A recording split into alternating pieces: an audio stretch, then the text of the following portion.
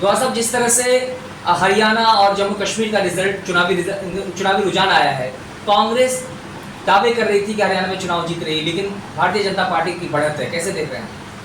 Journalist महोदय, जम्मू कश्मीर की बात अगर करें तो कश्मीर चूँकि 98% मुसलमान है, मुसलमानों की एक सोच थी कि बीजेपी को वोट नहीं देना।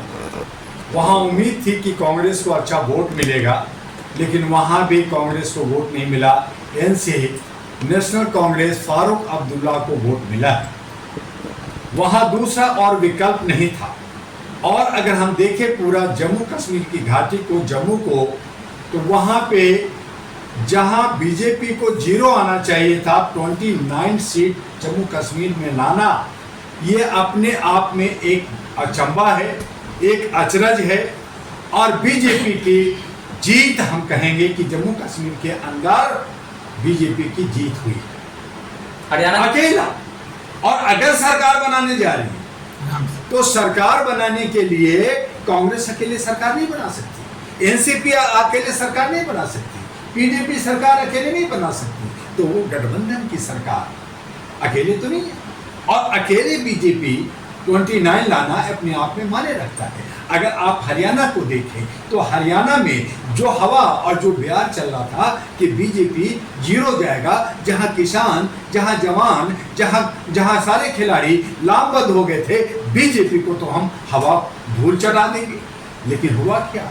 अंतर का करंट था, राहुल हार गए और मोदी का जय हुआ, मोदी का विजय हुआ।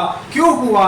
क्योंकि यहाँ पे गुटबाजी थी। यहाँ पे एक कहावत जो कहा हमारे उत्तर प्रदेश के मुख्यमंत्री योगी जी ने कहा था कि जितना बटोगे उतना कटोगे। तो वो किस माने में कहे थे उससे हमें नहीं लेना देना, लेकिन आज जम्मू कश्मीर और हरियाणा का चुनाव में ये साबित हो गया कि जितना बटोगे उतना कटोगे। जो इंडिया गठबंधन इंडी चल रही थी कि मैं आम आदमी पार्टी मेरा है, पालना मेरा है, वो सब कहाँ गए? आपका बीएसपी वहां वोट काटने के लिए थी, आपका चंद्रशेखर वहां वोट काटने के लिए था, आपको जो है केजरीवाल को आपको जेल से लाया गया, इसलिए लाया गया था कि वो वोट काटे। आपको राम रहीम को पैरोल पे छोड़ा गया था, इसलिए पैरोल पे छोड़ा गया था कि अपने अनुयायियों से कह के बीजेपी को वोट दिलवाए, बीजेपी को जिताएं। तो ये सारे इंटरनल था। और राहुल जी हवा में घूमने थे। इनके जितने भी एडवाइजर थे, जितने भी साथी थे, जितने भी आसपास में रहने वाले थे, जितने भी सेक्रेटरी थे, उन लोगों ने खाली जो है हवाई किया, कोई सही रिपोर्ट नहीं किया। आपस में लड़ते रहे कि हुड्डा मुख्यमंत्री बनेगा, कि सेलिया बनेगी या फलना बनेगा। कोई और अपने को कह रहा था मैं चीफ मिनिस्टर बनूंगा। तो इस हालत में जनता जाती कहाँ? वहां कोई विकल्प नहीं था। तब डॉक्टर दुआ ने कहा था कि आप 1037 लोग उम्मीदवार खड़ा हुए हो, 101 हमारी महिलाएं खड़ी है। अगर खाली महिलाएं, सिर्फ महिलाएं 90 एएनपी के साथ आ जाते और एमएलए के साथ लड़ते तो आज महिला की सरकार हरियाणा में होती। लेकिन नहीं, ढाक का 3 बात, लोग अपने अपने ईगो में जीते हैं, अपने अपने तरीके से चलते हैं। और यही वजह हुआ कि कांग्रेस हार गई। और ये कांग्रेस की हार नहीं, बल्कि हम ये कहेंगे कि राहुल की हार है। और दोनों हार को देखते हुए अब महाराष्ट्र में क्या मिलेगा, झारखंड में क्या मिलेगा, हम देखने को लिए बैठे हैं। और ऐसी सूरत में राहुल जी को जो है चुनाव से और राजनीतिक से संन्यास लेना चाहिए। वो पप्पू और चप्पू के लायक ही हैं। वो जो है लोगों को समझते नहीं हैं, अपने को समझते नहीं हैं। वो जो है चंद लोगों के बीच में घिरे हुए लोग हैं। और ये सब घिरे हुए लोगों का जो समूह है वो आरएसएस का है। तो मैं ये जरूर कहूँगा कि आज चाहे अगर कांग्रेस जीत जाती, चाहे बीजेपी जीती है, चाहे कोई और जीतता, तो ये सब के सब आरएसएस का ही टीम है। एक ही भाई है, चचेरे भाई हैं, मामू और चाचा लगते हैं। तो उस हालत में जनता के सामने कोई विकल्प नहीं। जनता जाति कहाँ? तो लोकतंत्र का इस तरह से हत्या हो रहा है, संविधान का धज्जियां उड़ रही है। और ये सब राजनीति के नाम पे रोटी सेक रहे हैं। जनता जाए भाड़ में। चंद्रशेखर हो या फिर आम आदमी पार्टी, उस पर आप बहुत बड़ा आरोप लगा रहे हैं कि वो बी टीम और कहीं न कहीं वोट कटवा के तौर पर काम किया उन्होंने। बिल्कुल सही कहा मैंने। अगर ये बी टीम नहीं होते तो 90 सीट खड़ा हुए एक आज जीत जाते। जीते क्यों नहीं? ये जो मायावती का 19% वोट था, ये जो है दबंग लेडी कहलाती थी, एक भी सीट नहीं आए। क्यों नहीं आया? ये सब यहाँ पे प्लान किया गया था, प्लानिंग की गई थी, अंदर अंदर का था। बीजेपी ने, आरएसएस ने अंदर अंदर उन्होंने काम किया और काम का अंजाम हुआ कि राहुल को जो है हारना पड़ा और फुर होना पड़ा। उन्होंने ये नहीं समझा, उन्होंने समझा मेरी तरफ पब्लिक है, मुझे वोट देगी, लेकिन उन्होंने नब्ज को नहीं पहचाना। आज 41% कांग्रेस को वोट मिली है, लेकिन बाकी वोट कहाँ गई?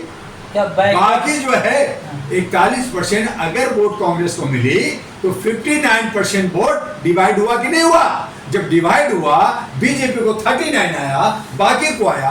अगर यही कांग्रेस को 50% वोट मिल जाता, 45 मिल जाता और ये जो बटे थे वो एक जगह हो जाता तो कांग्रेस स्वीप कर जाता। तुम्हारी सैलजा पिछड़ों का वोट नहीं दिला पाएंगे? देखिए वहां पे एक शैलजा को प्लांट किया गया था, शैलजा को बहुत तरीके से उनको दबाया हुआ था और अंत तक लग रहा था कि शैलजा बीजेपी में ज्वाइन कर लेगी, लेकिन वो अपनी जगह पे टिकी रही। उन्होंने अपना इमेज को बचाना था, लेकिन जहां जाट और जो है शैलजा चमार है, तो जाट और चमार की लड़ाई एक दलित और फॉरवर्ड की लड़ाई में पिस गए, दूसरे लोग रहे और उसमें राहुल गांधी इस बात को नहीं समझे। राहुल गांधी को अनाउंसमेंट कर देना चाहिए था कि मेरा नेता, जैसे नायब सैनी को बीजेपी ने पहले ही कह दिया था कि भाई हम जो है खट्टर को हटाए और नायब सैनी जो है वो जो है जीतेगा तो हम उसको चीफ मिनिस्टर बनाएंगे। पहले क्लियर था, तो क्लियर मैंडेटरी में क्लियर उनको मिला और इस तरह से लाडवा से वो जीते। और दूसरी तरफ जो है आपका ये शैलजा है और आपका ये जो आपका हुड्डा साहब है और भी एक आपका जो है गुड़गांव से थे, इनकी तिकोनी लड़ाई थी कि हम मुख्यमंत्री बनेंगे, हमारी सरकार बनेगी। हरियाणा में 2 से 3 बार कोई रिपीट नहीं होता, ये पहला हुआ कि हाँ ये देखा गया कि एक जीता है, दूसरी बार नहीं जीता, दूसरी बार जीता है तो तीसरी बार नहीं जीता कोई हरियाणा में। लेकिन ये इतिहास बन गया ये बीजेपी का कि तीसरी बार वहां इतिहास बनाया। और ये खामियां कांग्रेस के, खास करके मैं नाम लेता हूं वेणुगोपाल और जो है आपका इनके जो है अध्यक्ष आपके खड़गे साहब, इन तमाम लोगों ने कांग्रेस को हराया। ये कुछ नहीं किया, खाली राहुल पे गेम खेलते रहे। तो ये ऐसा नहीं होता। आप बड़ी पार्टी हो, बड़ा पैसा है, बड़ा तामझाम है, आपके पास बड़े लीडर थे, आपने काम क्यों नहीं किया? लेकिन वहाँ कहा जा रहा था कि एंटी कैंपेंसी है और लगातार ये प्रचार हो रहा था कि किसानों का मुद्दा, पहलवानों का मुद्दा वहाँ पर जोर शोर से रहा। जर्नलिस्ट महोदय, हरियाणा में किसान हार गया।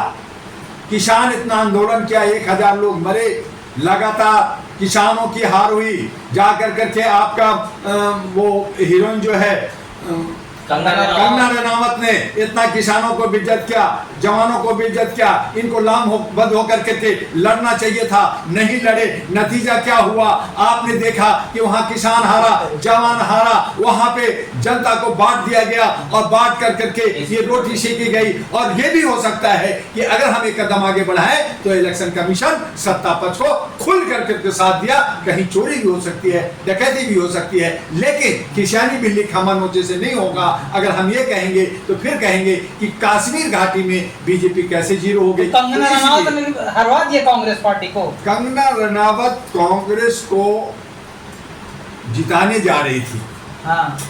लेकिन जो इस तरह से बंटवारा हुआ और इस तरह से इनकी एक नैरेटिव, एक सोच पैदा हुआ, उन आधार पे किसान बटे, जाट और किसानों में बंटवारा हुआ, उनके नेताओं में बंटवारा हुआ। उसके बाद में जवानों का भी सही रुख नहीं बना।